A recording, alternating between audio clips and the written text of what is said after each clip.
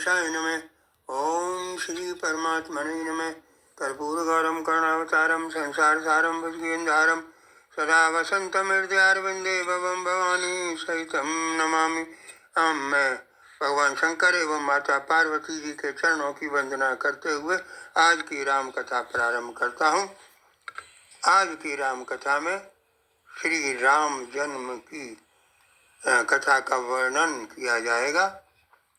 जैसा कि श्री हरि ने अयोध्या में राजा दशरथ एवं माता कौशल्या के यहाँ अवतार लेने की बात कही थी, उसी के परिणाम स्वरूप अवधपुरी में रघुकुल शिरोमणि दशरथ नाम के राजा हुए। वे धर्म धुरंधर, गुणों के भंडार एवं ज्ञानी थे। उनके हृदय में धनुषधारी भगवान की भक्ति थी। कौशल्याद नार प्रिय, सब आचरण पुनीत, पति अनुकूल प्रेम दृढ़, हर पद कमल विनीत। उनकी कौशल्या नाम की बड़ी रानी थी। केकई और सुमित्रा छोटी रानियां थी। वे सभी पवित्र आचरण वाली थीं। श्री हरि के चरणों में सभी का प्रेम था। राजा को राज्य करते करते प्रौढ़ावस्था आ गई। तब उन्हें ध्यान आया कि उनका कोई उत्तराधिकारी तो है ही नहीं। तो सोचने लगे, एक बार भूपति मन माही, बैगलान मोरे सुत नाई। गुरु गृह गयो तुरत मई पाला, चरण लागे कर विनय विशाला। निज दुख सुख सब गुरु सुनायो, कहि वशिष्ठ बहुविधि समझायो। धर्म धीर यही सुतचारी, त्रिभुवन विदित भगत भयारी। श्रृंगी ऋषि वशिष्ठ बुलावा, पुत्र काम शुभ यज्ञ करावा। ए विधि गर्भ सहित सब नारी, भई हृदय हर्षित सुख वारी। जादिन से प्रभु गर्भ आए, सकल लोक सुख संपत्ति छाए। सकल लोक सुख संपत्ति छाए। एक बार राजा के मन में बड़ी ग्लानि हुई कि मेरे पुत्र तो है ही नहीं। राजा तुरंत ही गुरु के घर गए और चरण स्पर्श कर अपना दुख सुनाया। गुरु वशिष्ठ जी ने उनसे कहा कि हे राजन, धीरज धरिए। तुम्हारे 4 पुत्र होंगे जो तीनों लोकों में प्रसिद्ध और भक्तों के भय को हरने वाले होंगे। यह कहकर वशिष्ठ जी ने श्रृंगी ऋषि को बुलवाया और उनसे पुत्र कामेष्टि यज्ञ कराया, जिसके फलस्वरूप अग्निदेव हाथ में चरु यानी हवन खीर लिए हुए प्रकट हुए। वे बोले, हे राजन, इस हवन प्रसाद को जैसा चाहो रानियों में बांट दो। राजा ने आधा भाग कौशल्या को दे दिया। शेष आधे भाग के 2 भाग किए। उसमें से 1 भाग केकई को दिया। शेष जो बचा उसके फिर 2 भाग किए, जो सुमित्रा को दिए। इस प्रकार उस प्रसाद को पाकर सब रानियां गर्भवती हुईं।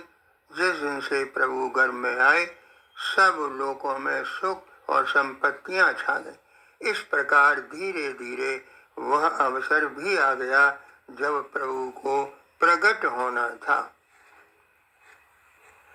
नवमी तिथि मास पुनीता, शुक्ल पक्ष अभिजित हरि प्रीता। मध्य दिवस अति शीतन गामा, पावन काल लोक विश्राम। सोय अवसर विरंच जब जाना, चल सकल सुर साज विमाना। स्तुति करे नाग मुन देवा, बहुविधि लावै निज निज सेवा। बहुविधि लावै निज निज सेवा।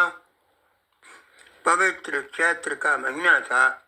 नवमी तिथि थी, शुक्ल पक्ष और अभिजीत मुहूर्त। दोपहर का समय, न सर्दी न धूप। यह पवित्र समय सबको सुख देने वाला था। जब ब्रह्मा जी ने भगवान के प्रकट होने का समय जाना तो उन सहित सभी देवता विमान से जाकर प्रभु का गुणगान करते हुए चले। सभी देवता और मुनि प्रभु की स्तुति करने लगे और भेंट स्वरूप उपहार देने लगे। देखिए सज्जनों, हमारे समाज में जब किसी परिवार में कोई शुभ कार्य होने को होता है तो अन्य लोग भेंट देकर शुभकामनाएं देते हैं। यहाँ तो साक्षात हरि ही भक्तों के हित के लिए नर रूप में अवतरित हो रहे हैं। सो देवताओं के समूह भेंट लेकर आ रहे हैं। देवता प्रभु की स्तुति कर अपने अपने लोकों को चले जाते हैं। तब समस्त लोकों को शांति देने वाले प्रभु प्रकट हुए, जिनके माता कौशल्या जी ने दर्शन किए। आइए हम भी उनके दर्शन करें।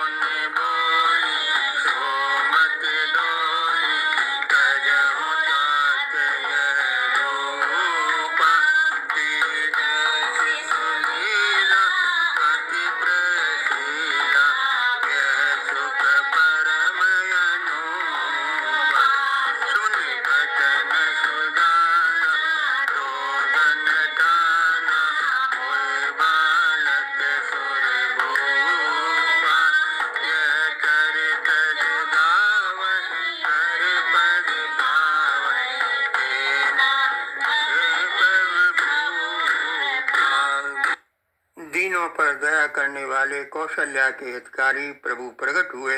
उनके अद्भुत रूप का विचार कर माता कौशल्या हर्षित हुई।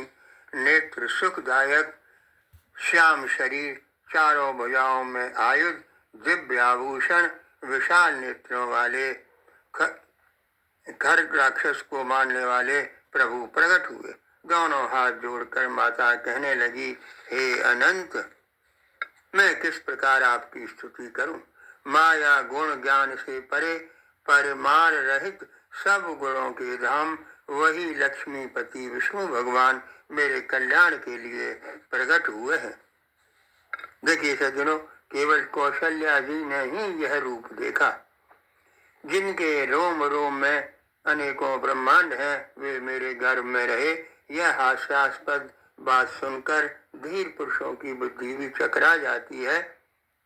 यहाँ प्रभु ने माता को पूर्व जन्म की कथा कहकर समझाया है, जिससे माता में वात्सल्य प्रेम उत्पन्न हो।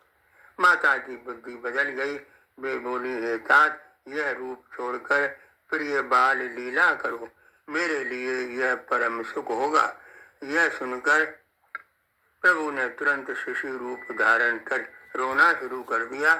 प्रभु के इस चरित्र का जो गान करते हैं वो भवकूप में नहीं पड़ते। विप्रधैन सुर संत हित लीन मनुज अवतार, निज इच्छा निर्मित तनु माया गुण गोपाल। ब्राह्मण, गौ, देवता और संतों के हित के लिए प्रभु ने मनुष्य अवतार लिया। उनका शरीर दिव्य यानी अपनी इच्छा से ही बना है, किसी कर्म बंधन अथवा भौतिक पदार्थों से नहीं। जब प्रभु ने शिशु रूप धारण कर रोना प्रारंभ कर दिया तो दासियों में भी प्रसन्नता की लहर दौड़ गई। एक दासी राजमहल आई तो राजा दशरथ ने उत्सुकतावश उस दासी से पूछा कि रानियों का शुभ समाचार सुनाओ। तो दासी कहने लगी, हे राजन, ऐसी रीति है कि बिना नेग लिए दासियां संतान संबंधी शुभ समाचार नहीं सुनाती हैं। राजा ने मुस्कुराते हुए अपने गले से एक माला निकालकर दासी को दी।